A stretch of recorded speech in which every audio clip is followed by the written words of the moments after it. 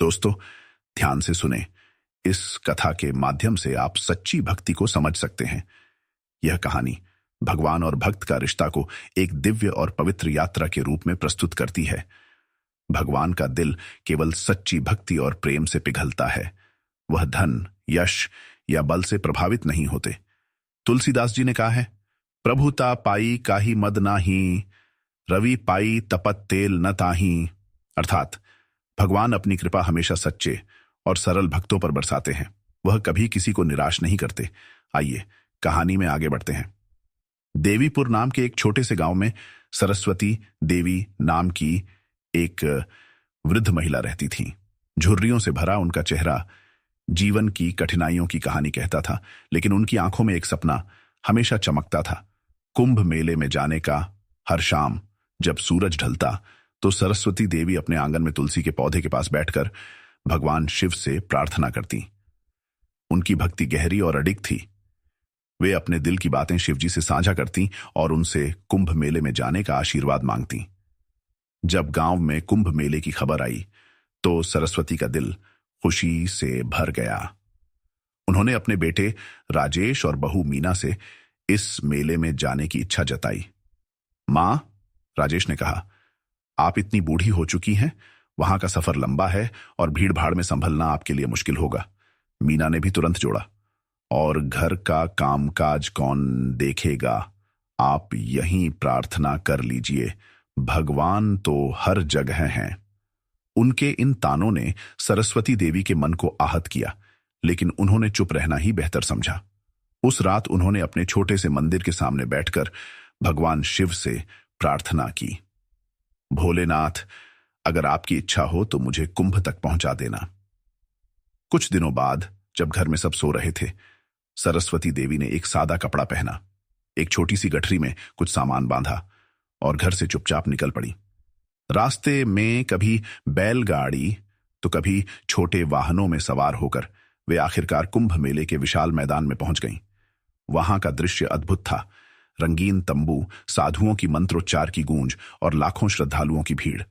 भीड़ भाड़ के बीच अकेली सरस्वती देवी को हर कदम कठिन लग रहा था, लेकिन उनका विश्वास उन्हें आगे बढ़ा रहा था। वे सॉफ्टली ओम नमः शिवाय का जाप करते हुए मेले में घूम रही थीं। शाम होने पर थकान से भरी सरस्वती एक नदी किनारे बैठ गईं। तभी एक साधारण वेशभूषा में एक युवक उनके पास आया।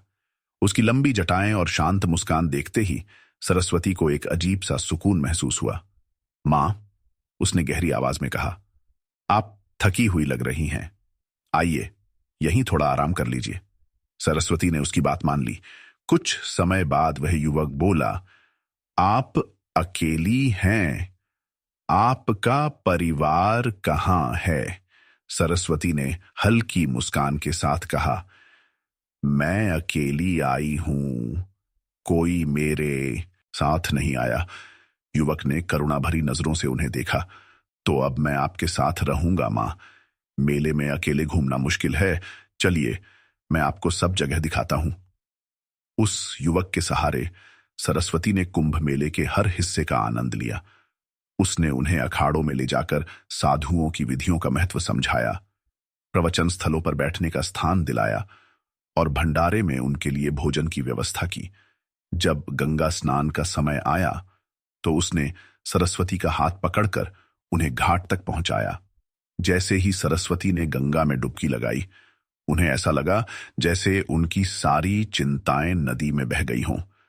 कुछ दिनों तक सरस्वती और वह युवक साथ घूमते रहे, लेकिन सरस्वती ने गौर किया कि जहां भी वे जाते, लोग उस युवक को झुककर प्रणाम करते थे। जब उन्होंने इसका कारण पूछा तो वह युवक मुस्कुराकर बात टाल देता।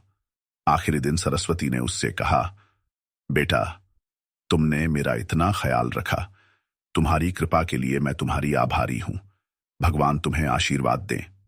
युवक ने हंसते हुए कहा, मां, क्या आप मुझे पहचान नहीं पाई? सरस्वती ने हैरानी से उसकी ओर देखा। युवक ने अपनी मृदु मुस्कान के साथ अपने हाथ उठाए और अचानक उसकी साधारण पोशाक बदल गई।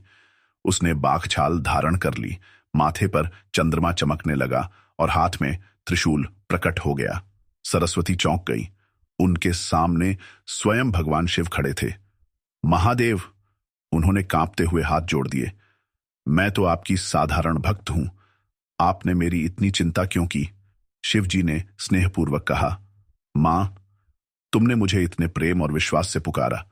तुम्हारी भक्ति ने मुझे यहां आने पर मजबूर कर दिया। मैं अपने भक्तों को कभी अकेला नहीं छोड़ता। सरस्वती भाव विभोर होकर शिवजी के चरणों में गिर पड़ी। मां, शिवजी बोले, तुम्हारी भक्ति ही मेरा सबसे बड़ा आशीर्वाद है। हमेशा याद रखना, मैं तुम्हारे साथ हूं, हर समय, हर परिस्थिति में। सुबह जब सरस्वती ने आंखें खोलीं, तो वे नदी किनारे अकेली थीं, लेकिन उनके मन में अब कोई अकेलापन नहीं था। शिवजी के साथ बिताए पल उनके दिल में एक अमिट स्मृति बनकर बस गए थे। जब वे अपने गांव लौटीं, तो उनका चेहरा तेज और शांति से भरा हुआ था। जब उन्होंने अपनी कहानी परिवार और गांव वालों को सुनाई, तो हर कोई आश्चर्यचकित रह गया। उनकी भक्ति और शिवजी की कृपा की यह कहानी गांव में प्रेरणा का स्रोत बन गई।